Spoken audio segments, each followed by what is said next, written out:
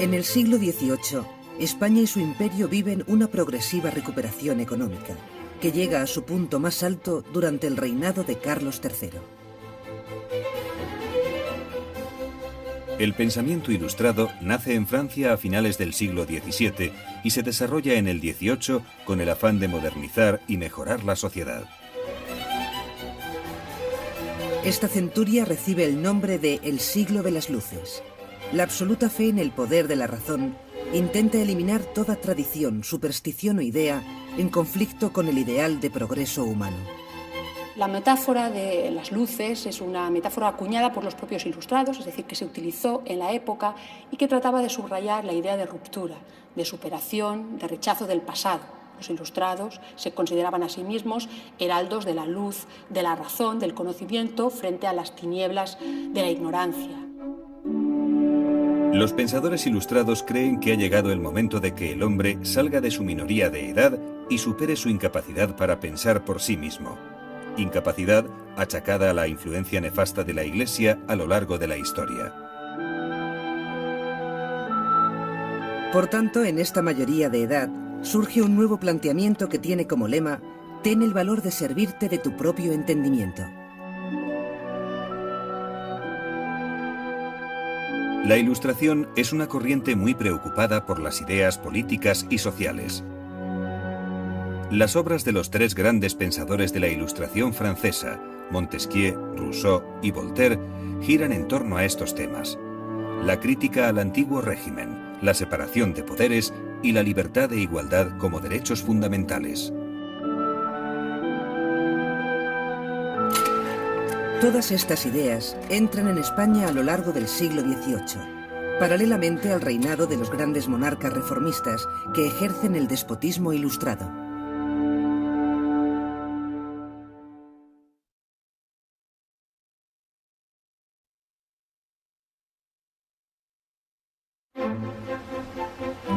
España conoce durante el segundo reinado de Felipe V y los reinados de Fernando VI y Carlos III el proceso de modernización conocido como reformismo borbónico, basado en la creación de un Estado fuerte y preocupado por solventar el grave déficit hacendístico.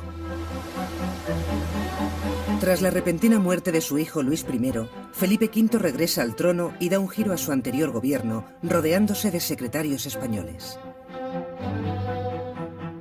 Felipe V inicia los primeros pactos de familia que significan el apoyo a Francia en las guerras de sucesión polaca y austriaca. A cambio, España recibe Nápoles y Sicilia. Tras esta política exterior se encuentra la segunda esposa del soberano, Isabel de Farnesio, que busca colocar a sus hijos en los reinos italianos.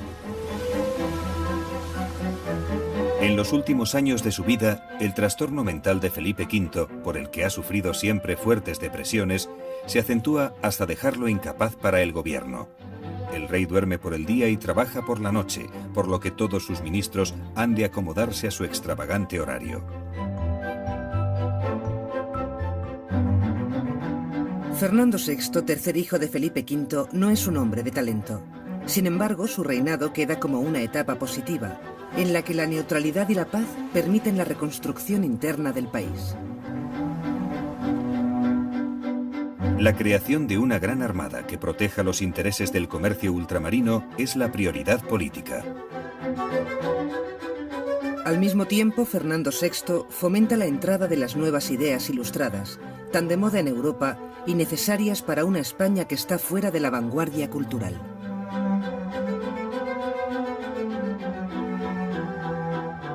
El marqués de la Ensenada, ministro de Fernando VI, ordena la realización de un catastro de la riqueza y población de toda España mediante detalladas encuestas a los municipios.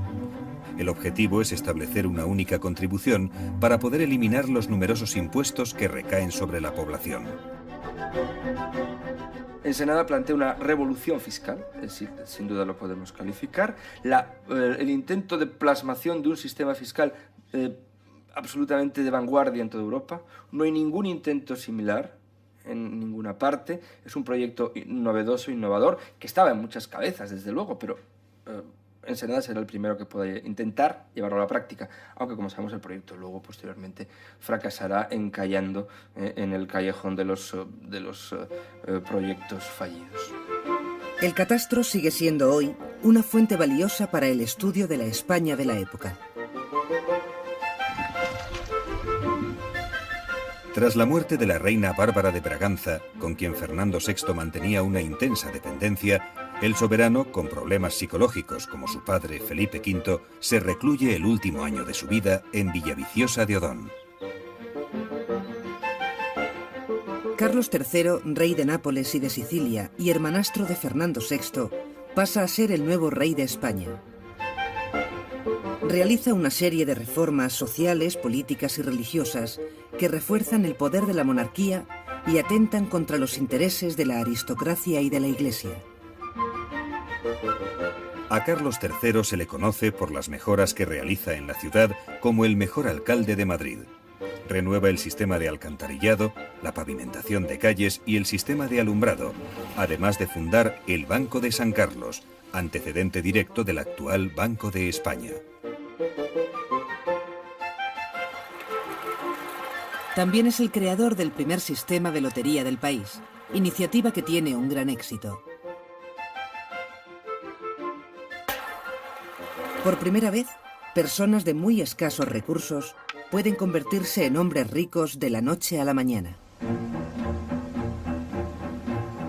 Después de 3 años de malas cosechas y tras la liberalización del comercio de los cereales ordenada por los ministros del rey, el hambre aparece en las principales ciudades provocando una gran agitación social. El marqués de Esquilache, principal inspirador de las reformas, intenta aplicar una antigua orden para evitar la delincuencia de los embozados. Esta ley prohíbe la utilización de capas y sombreros grandes, lo que provoca la indignación y el pretexto para una revuelta popular alentada por la nobleza y los sectores más reaccionarios de la corte. El rey se ve obligado a destituir a Esquilache y a huir de Madrid. Una vez calmados los ánimos y tras el regreso del monarca, los jesuitas son acusados de haber promovido el motín y Carlos III decide la expulsión de la orden. Se confiscan las propiedades de la compañía y las universidades quedan bajo el control real. Los jesuitas eran confesores de los monarcas, lo cual les proporcionaba una considerable influencia sobre las decisiones políticas. Eran también educadores de la nobleza a través de numerosos establecimientos educativos y muy especialmente de los colegios mayores que en la España de los siglos XVI, XVII y XVIII ejercían un auténtico monopolio sobre los cargos administrativos. Los jesuitas eran también confesores y predicadores con una gran influencia sobre las conciencias colectivas. Por todas estas razones tuvieron poderosos enemigos en la España del siglo XVIII, entre los sectores reformistas del gobierno y también entre algunos sectores de la Iglesia, por ejemplo, los obispos reformistas y algunas órdenes rivales como los dominicos. También, y eso es muy importante, la defensa que los jesuitas hacían de la doctrina del tiranicidio, es decir, de la legitimidad de la de la revuelta contra el poder real, si éste se utilizaba de forma despótica, y la estricta obediencia que ligaba a la Compañía de Jesús con el papado, chocaban con la política regalista de la monarquía. Carlos III es el rey más característico del llamado despotismo ilustrado, una manera de gobernar que se resume en el lema «Todo para el pueblo, pero sin el pueblo». Muere un año antes de que estalle la Revolución Francesa.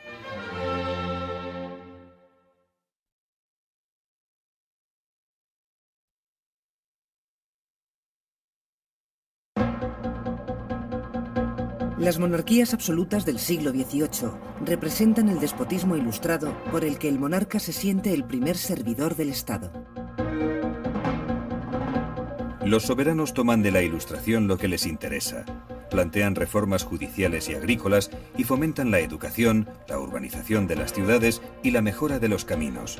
Sin embargo, rechazan el núcleo de este pensamiento, la libertad política. El despotismo ilustrado es la versión dieciochesca del absolutismo, un programa inspirado en los principios de la Ilustración y una práctica política que trató de fomentar las reformas desde arriba, desde la monarquía entendida como vértice del poder.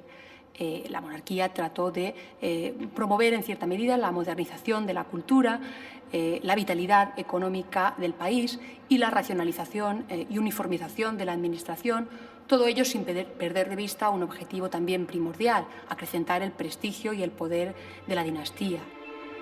En España cabe hablar de una ilustración cristiana que salvaguarda los privilegios de la nobleza y el clero, los dos grandes grupos latifundistas a los que se dirige el informe de Jovellanos. Gaspar Melchor de Jovellanos es el ilustrado español más eminente.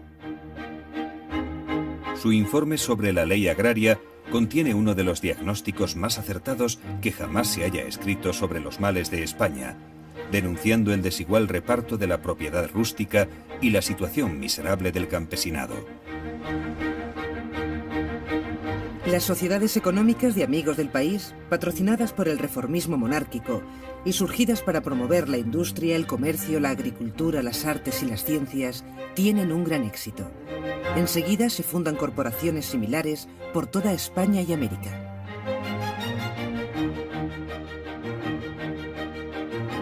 La agricultura es uno de los ámbitos donde la voluntad reformista se manifiesta con más intensidad. Tratan de crear un nuevo tejido social basado en pequeños agricultores de nivel de vida relativamente desahogado que contribuyan a enriquecer el país. Una de sus vertientes es la política de repoblación, con la colonización y creación de nuevas poblaciones en Sierra Morena, con centro administrativo en La Carolina, una ciudad de nueva planta cuidadosamente diseñada según los presupuestos ilustrados, como se había hecho en Nuevo Baztán, en Madrid.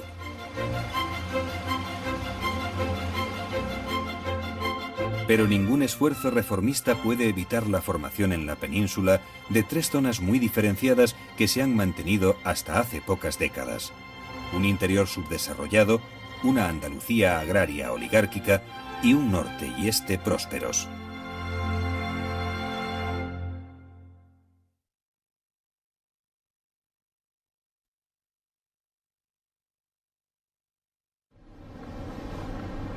La monarquía borbónica concentra múltiples esfuerzos en proteger y desarrollar los recursos económicos de América. Inglaterra y España llegan a un conflicto naval en América por intereses comerciales enfrentados en sus respectivas colonias.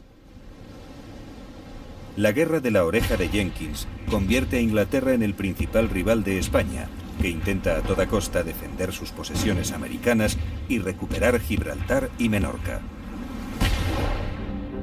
Diversas razones que dificultan la llegada de los buques a Sevilla mueven a Felipe V a trasladar la casa de contratación a Cádiz. La ciudad gaditana, que mantiene el monopolio del comercio americano, conoce durante el siglo XVIII un importante desarrollo.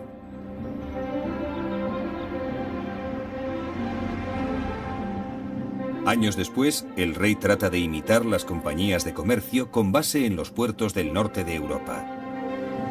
Para ello crea la Real Compañía Guipuzcoana de Caracas, que goza del monopolio para comerciar cacao con Venezuela, con lo que se consolida la creciente moda del consumo de chocolate. La patata y el maíz son los productos americanos que van ganando sitio en la dieta y la agricultura de la España atlántica. Carlos III da un giro a la política comercial con América y abre 8 puertos más en España al intercambio con las colonias americanas. De este modo, la metrópoli y su imperio americano experimentan un poderoso empuje comercial. En contra de la idea del monopolio, se propone la idea de la libre competencia de puertos como acicate a una mayor actividad. Es decir, si hay más competencia, la actividad será mayor. Eso es lo que se planteó, y evidentemente fue así, sin duda. Pero junto con ello, también la activación de sectores económicos peninsulares a partir de la necesidad de abastecer a los mercados americanos. El caso más evidente es el textil catalán. De América procede una de las razones que propician la expulsión de los jesuitas, la acusación de proyectar un imperio en Paraguay al margen del poder real. El Paraguay puede proporcionarnos otro ejemplo. Han querido imputárselo como un crimen a la compañía, que considera el placer de gobernar como el único placer de la vida, pero siempre será hermoso gobernar a los hombres haciéndolos más felices. A dicha compañía le cabe la gloria de haber sido la primera en mostrar en aquellas regiones la idea de religión unida a la de humanidad. Los jesuitas representan un peligro para el poder centralizado de los reyes borbones. El control que ejercen en América se organiza en reducciones o misiones. Habitadas por los indígenas y protegidos por los jesuitas de la rapacidad de los terratenientes portugueses y españoles, constituyen el llamado Estado jesuítico. Los investigadores botánicos españoles realizan la mayor aportación a la ciencia al describir buena parte de la flora y fauna americana, con actuaciones como la expedición botánica emprendida por Celestino Mutis y Francisco José de Caldas. En consonancia con el espíritu ilustrado de estos años, se organizan expediciones científicas a América. Jorge Juan, Antonio de Ulloa y Alejandro Malaspina son los grandes expedicionarios del momento. Sus pensamientos y reflexiones suponen la incorporación de España a la ciencia moderna y una interesante propuesta sobre la forma de mejorar el gobierno y aprovechar el imperio. La importancia de la vertiente colonial y de las relaciones con los territorios ultramarinos se pone sobre todo sobre el tapete como el gran objetivo de la política y de los recursos españoles con el reinado de Carlos III. Ese es va a ser el gran eje y todo queda supeditado a eso, ¿no? Yo creo que sería una forma muy correcta de vertebrar toda la segunda mitad del siglo XVIII, hablar de las relaciones con América. Para ello se proponen reformas a través de medidas políticas, educativas y científicas. La búsqueda de recursos minerales y vegetales anuncia el desarrollo de la industria, la medicina y la alimentación.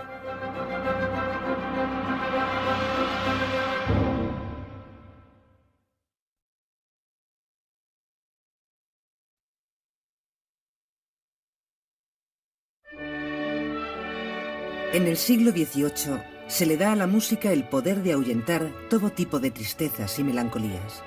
Por este motivo, llega a la corte de Felipe V Farinelli, un castrato italiano dispuesto a hacer desaparecer con su bel canto los males de este soberano. El milagro se produce un caluroso día en que Felipe V, muy triste, pasa las horas encerrado en su cuarto. Al escuchar el canto del castrato, sale de su estado de locura. Desde ese momento, nombra al cantante músico de cámara y lo convierte en su mejor terapia. Pero si hay un músico por excelencia en la corte del siglo XVIII, aunque Carlos III no destacara como melómano, es Luigi Boccherini, que aúna lo culto con lo popular y que incorpora el fandango y la guitarra a la música cortesana.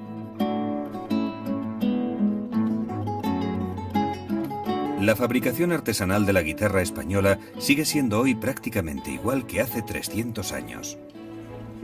Este instrumento se compone básicamente de la caja de resonancia, el mástil, el puente, el diapasón, los trastes y el clavijero. La tapa armónica de la caja de resonancia ha de ser de una madera con alta resistencia y baja densidad. El luthier es un artista consciente de que el resultado final, es decir, la música, depende no solo del artista que toca el instrumento, sino de cómo haya sido construido este. Un buen luthier ha de ser necesariamente un buen músico. La calidad de una guitarra no está relacionada con la cantidad de sonido que es capaz de emitir, sino con la riqueza tímbrica, expresiva y dinámica. La acertada elección y combinación de los materiales y la precisión en la construcción son las claves para conseguir un buen instrumento musical.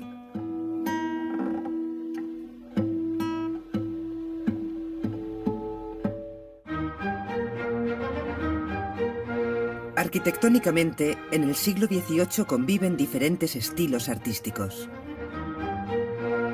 El churrigueresco es un barroco tardío que se da en España y sus colonias americanas, especialmente en México, en el segundo tercio del siglo XVIII. Este estilo introduce una manera de decorar que llega al extremo de recargar las fachadas con guirnaldas, jarrones, florones y angelotes.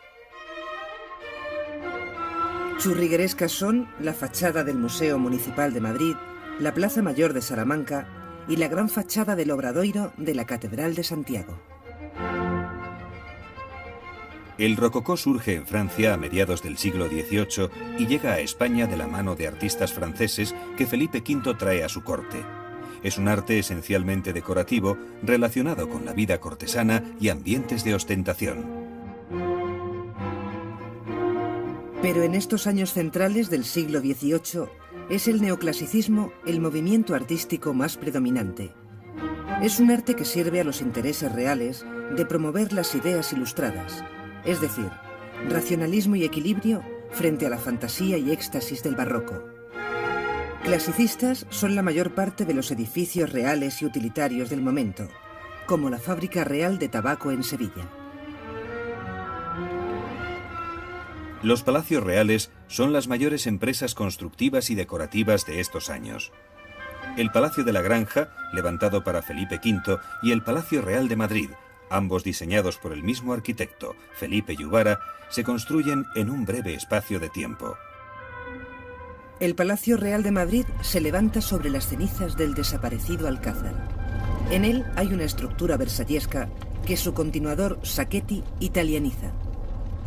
Lo que sí es curioso es el empeño que tiene Felipe V en construir sobre el mismo solar en que estaba el Alcázar. Y yo creo que no tanto como se ha dicho a veces, que es por borrar el recuerdo de los Austrias y imponerse él encima, sino por un propio deseo de continuidad. Porque tampoco es que Felipe V hiciera borrón y cuenta nueva con los Austrias, sería una locura desde un tipo de vista político, sino que él de alguna manera es el continuador, es el heredero y se siente como tal. La influencia italiana que Carlos III trae desde Nápoles se manifiesta en el embellecimiento que ordena el monarca de la ciudad de Madrid. Levanta la Puerta de Alcalá, las fuentes de Cibeles y Neptuno y convierte el Retiro en un parque público. Muy cerca de estas actuaciones se ubica la Colina de las Ciencias, uno de los grandes proyectos del rey que intenta crear un centro del saber alrededor de lo que hoy es el Paseo del Prado. Allí se sitúan un observatorio astronómico, el Jardín Botánico, la Academia de las Ciencias, hoy Museo del Prado, y la Real Fábrica de Porcelanas del Buen Retiro. Todas ellas imbuidas del amor por Roma y Grecia propios del neoclasicismo. Hasta Carlos III, la arquitectura con mayúsculas se dedicaba pues, al palacio, a lo sagrado, al Palacio del Rey o a la construcción de iglesias. Ahora no, ahora esa arquitectura sagrada ya no es la del palacio, ya no es la de la iglesia, sino que es la de la ciencia. Un jardín botánico, un museo de ciencias naturales, un observatorio astronómico, después inmediatamente una fábrica, la platería de Martínez, que se levanta al frente del Museo del Prado, al otro lado del paseo, en el que es la ciencia y es la industria lo que se convierte en los elementos verdaderamente dignos, representativos y capaces de dignificar una ciudad.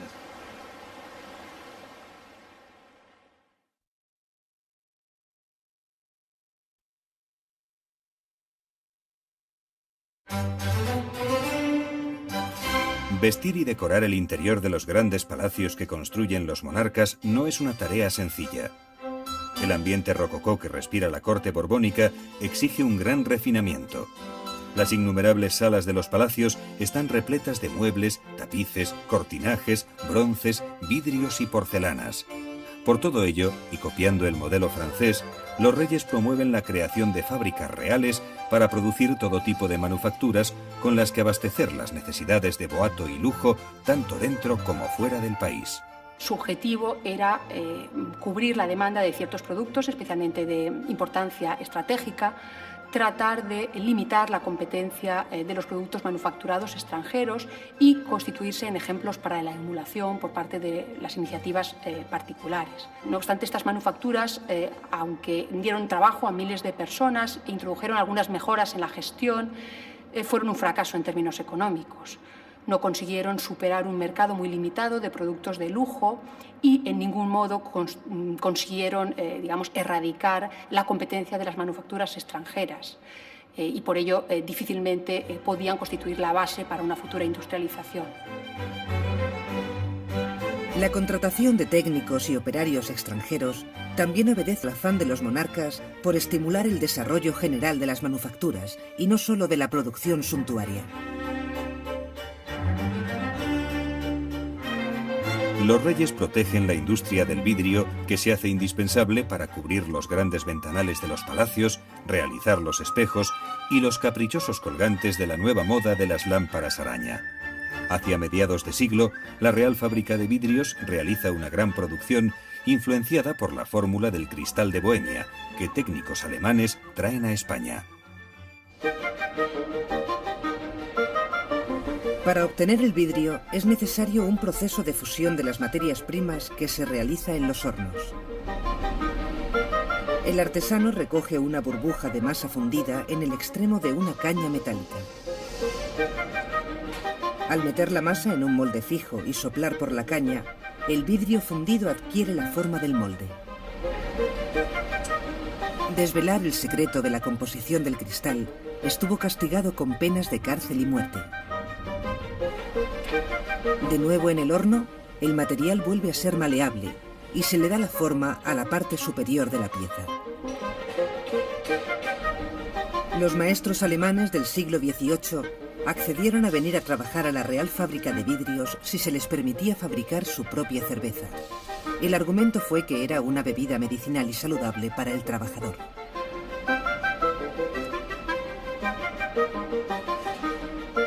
Una vez finalizado el proceso, es necesario recocer el vidrio, es decir, enfriarlo muy lentamente en un horno llamado arca de recocido.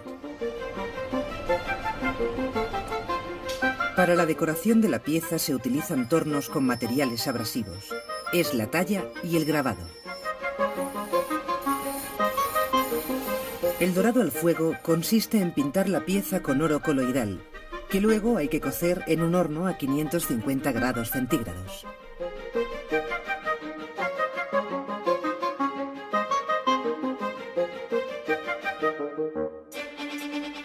La Real Fábrica que más proyección tiene es la de porcelana, situada en el Retiro de Madrid y llamada la Fábrica de China. Sus principales clientes son las casas reales europeas e importantes casas nobiliarias.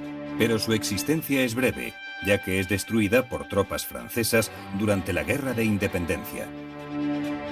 Tradicionalmente existía en España una fuerte demanda de tapices que se importaban de Flandes. Felipe V crea la Real Fábrica de Tapices de Santa Bárbara, en la que encontramos el trabajo de Francisco de Goya y Lucientes.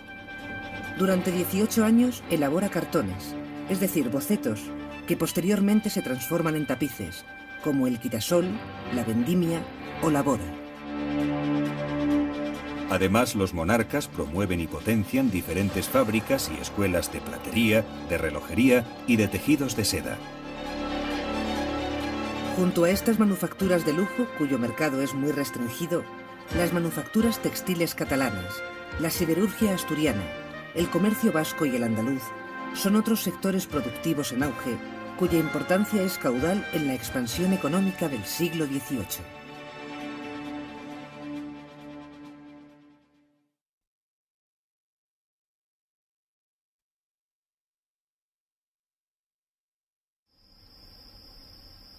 Todos estos esfuerzos reformadores se truncan con la muerte de Carlos III, la invasión de las tropas napoleónicas y la Guerra de Independencia. Carlos III planteó una serie de reformas que atentaron directamente contra los intereses de la nobleza y del clero. Al tratarse de reformas superficiales, no estructurales, tuvieron un escaso impacto sobre la mayoría de la población española.